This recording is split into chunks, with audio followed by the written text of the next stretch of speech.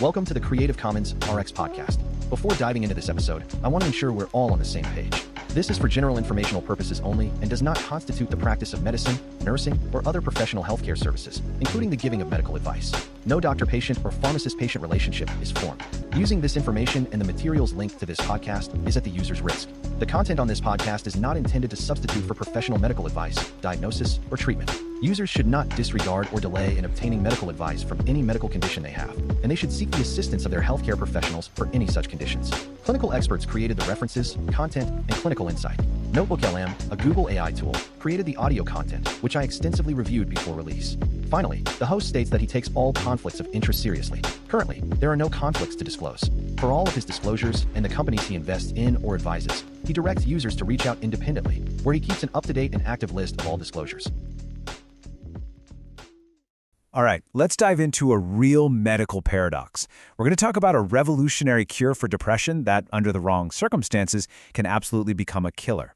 We're talking about cyclic antidepressants. And trust me, their story is fascinating and pretty cautionary too. So picture this. From the 60s all the way through the 80s, these drugs were the go-to for treating major depression. I mean, they were everywhere. But then, the late 80s roll around and these newer, safer drugs, SSRIs, hit the scene. And just like that, the use of the old stuff for depression, it just plummeted. Now, you'd think, okay, problem solved, end of story, right? Nope, not even close. Even today, these things are still one of the top causes of fatal poisonings reported to poison control centers. Wild, isn't it? So yeah, that leads us to the big question, the one we're going to unpack in this whole explainer. How on earth did a drug that was designed to save lives become so incredibly dangerous in an overdose? To figure this out, we've got to put on our detective hats. And our first big clue? It's a concept called the therapeutic index. Okay, so at the very heart of this whole problem is something called a low therapeutic index. The best way to think about it is like walking a tightrope. On one side, you've got the dose that actually helps you. On the other side, you've got the dose that can seriously hurt you. With these drugs, that tightrope is just incredibly short. I mean, a tiny little misstep, just a little bit too much, can send a patient tumbling from the therapeutic side right over into the toxic side. So right about now, you're probably thinking, wait a minute, if these things are so risky, why are they still even on the market? And that's a great question, which brings us to our first section. See, while they're not the first-line treatment for depression anymore, these drugs kind of found a second life treating a whole host of other conditions. And that's because they're surprisingly versatile. Doctors prescribe them for things like chronic pain syndromes, fibromyalgia and neuropathy. They're used for preventing migraines, for OCD, and even for some sleep disorders. The point is, because they're still used for all this stuff, they're still sitting in a lot of medicine cabinets. And that makes an overdose, whether it's accidental or intentional, a very real modern-day problem. Okay, so what exactly happens in an overdose? How do these drugs actually, sabotage the body? It's not just one thing. It's like a multi-front assault on your entire system. Yeah, pharmacologists have a term for drugs like these. They call them dirty drugs. And that's not an insult. It just means they don't hit one specific target. They hit a bunch of them. They can cause stuff like confusion and a super dry mouth. They can cause heavy sedation, sometimes even a coma. They can make your blood pressure drop to dangerously low levels. And they mess with your heart's rhythm by blocking potassium channels. Look, all of that is really, really serious. But one of these effects, one of them, stands out as the real killer. And here it is, the big one, the one that kills, sodium channel blockade. This single mechanism is what takes an overdose from being a serious problem to a potentially fatal event. And it all comes down to the electricity that makes your heart beat. All right, stick with me here. Let's use an analogy. Think of your heart's electrical system like a busy highway. Normally, the signals, let's call them cars, are just zipping along, fast and orderly. They tell the heart muscle exactly when to contract. It's a smooth operation. But when cyclic antidepressants come in, they start blocking the sodium channels, and that is literally like throwing up roadblocks all over that highway. The signals, the cars, they get delayed. The flow becomes chaotic. And because the signals aren't getting through properly, the heart's contractions get weaker and weaker. You've got a full-blown electrical traffic jam right in the center of your chest. So this brings us right into the ER. Imagine a doctor faced with a patient who might have overdosed on these drugs. They have to act like a detective, and they have to act fast. They're looking for those telltale clues, the smoking gun that points to this specific poison.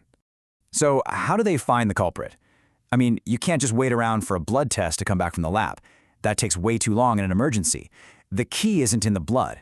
It's in reading that electrical chaos in the heart directly. And that's where the electrocardiogram, the ECG or EKG, comes in. It is, without a doubt, the single best screening tool they have. By hooking up a few leads, they can literally see the signature of that electrical traffic jam we were just talking about. And on that readout, they are looking for one very, very specific number. And that number is this, greater than 100 milliseconds. Now, I know, that probably sounds super abstract, right? But in the middle of a potential CA overdose, seeing that number on a screen is a massive flashing red flag. So what is this number? It's called the QRS duration, and it's basically a direct measurement of that traffic jam in the heart. It tells you exactly how long it's taking for that electrical signal to travel through the main pumping chambers, the ventricles. So when these drugs slow that signal down, the QRS duration gets longer or wider on the ECG paper. And you can bet on this, the wider it gets, the bigger the danger. And we're not talking about a small risk either. The correlation is direct and terrifying. Once that QRS gets wider than 100 milliseconds, the patient has roughly a 1 in 3 chance of having a seizure. And if it stretches out past 160 milliseconds, the risk of a deadly ventricular arrhythmia, that's a catastrophic heart rhythm, jumps to a 50-50 coin flip. So the ECG isn't just a clue, it's a crystal ball predicting an impending disaster.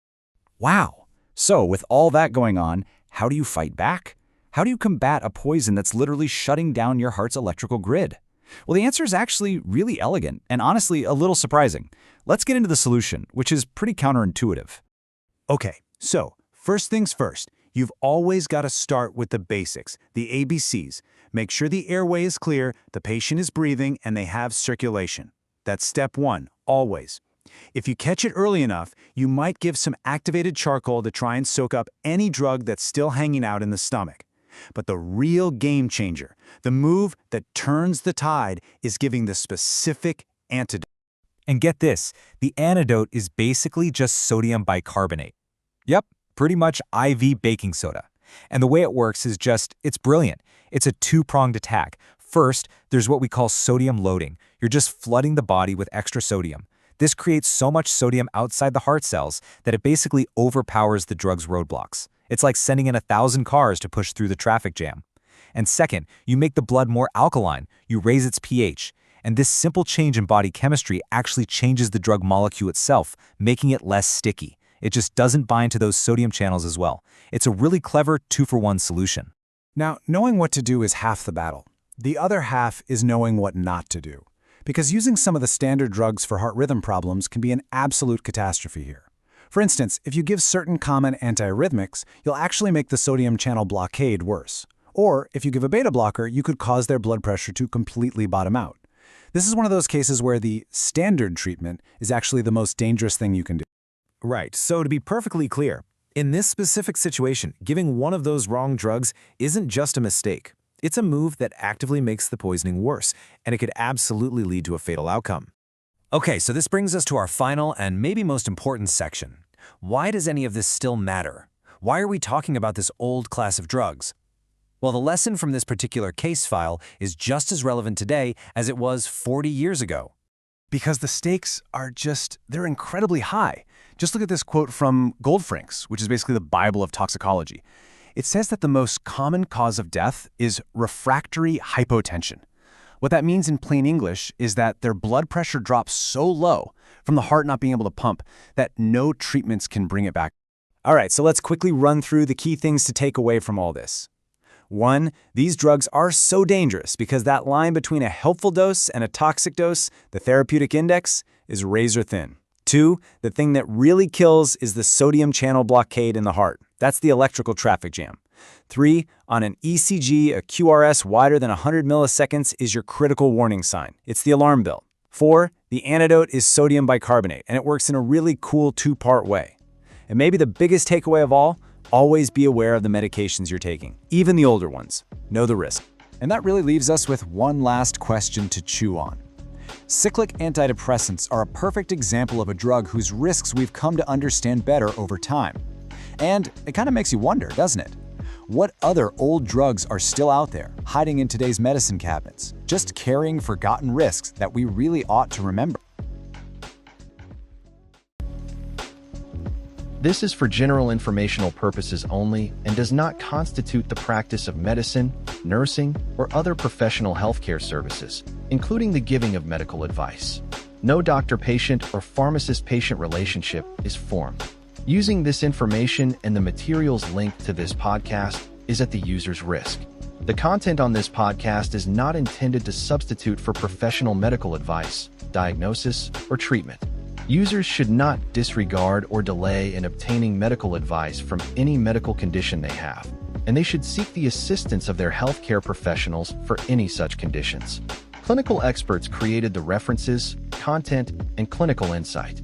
NotebookLM, a Google AI tool, created the audio content, which I extensively reviewed before release. Finally, the host states that he takes all conflicts of interest seriously. Currently, there are no conflicts to disclose. For all of his disclosures and the companies he invests in or advises, he directs users to reach out independently, where he keeps an up-to-date and active list of all disclosures.